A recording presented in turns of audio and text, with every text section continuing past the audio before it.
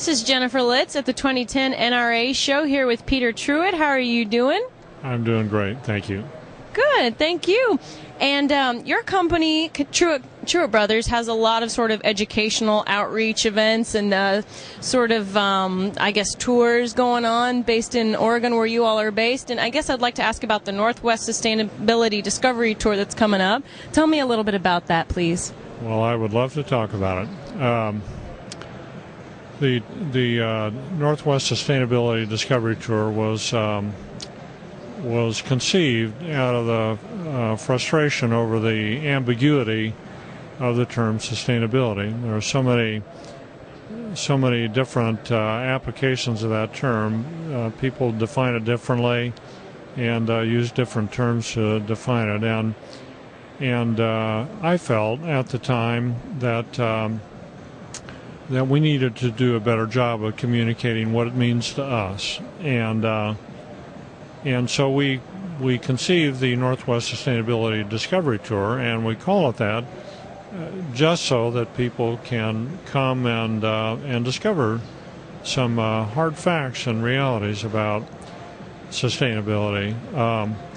We spend 2.5 days gathering initially, and then we spend half days indoors listening to people that really know what they're talking about, that are grounded in the topics, researchers that have researched consumer behavior, researchers that have researched environmental impacts of food products from cradle to grave and so on. And then we get out in the field and we visit operators, we visit farms, and we visit ranches and orchards and vineyards and have dinner and enjoy each other and exchange ideas and argue and listen to each other and then go back and do it again for the second day. And then we finally conclude with a nice dinner and everybody goes on their way, hopefully enlightened in some way. That was the word I was going to use, enlightened. And speaking of being enlightened and the ecological or environmental impact of food, I think a lot of people we were just talking about have some misconceptions about what some of the biggest environmental impacts of food comes from. Can you speak to that kind of briefly? I'd love to, Jennifer. Well,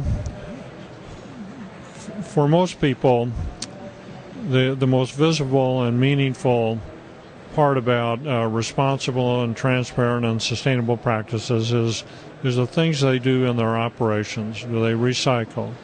Do they conserve water? Do they conserve power? And so forth.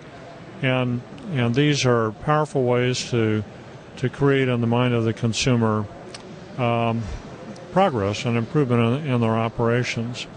And we all start there. We all start with the things that we can get control of. But the far bigger story is what takes place on the farm or the ranch that grows the food, raises the food, that harvests the food. And the on-farm, on-ranch impact on the environment is many, many times greater than the environmental impact of a given operation. Now, that's not to say that improvements in operations are not important. They are. They're critical. But that's a starting place. That's not the finishing place. And then, well, what do you do about the food part of it? Well, that's a hard part. You got to roll up your sleeves and you got to think and you got to do some research, find out where your food comes from, how it got to your door, how it was produced, were there pesticides used on it, were there fungicides used on it, and then what happens to the food when you're through consuming it or your consumers are through? How much of it is thrown away? On average, in the United States, between 30 and 40% of all food is thrown away. It goes in a landfill, creates all kinds of nasty gases. So that's the hard part. When you told me that, I thought of the old adage, when you throw food away, there are people starving in China. But I mean, moreover, when you throw food away, the planet is burning. You never even realize how much food gets thrown away. But I mean, that just, I guess, speaks to the power of information and sort of mistruths, I guess, that people don't know about. So speaking of that, you guys have a webinar coming up. Tell me a little bit about what that will cover. You bet, Jennifer. It will cover a lot of what I just talked about. The webinar is on June the 8th, and it's conducted by the Hartman Group in Seattle. And the Hardman Group has been at this for 2 decades, researching health, wellness, and sustainability with the consumer attitudes. What does the consumer think of it? And there is a big disconnect in the mind of the consumer.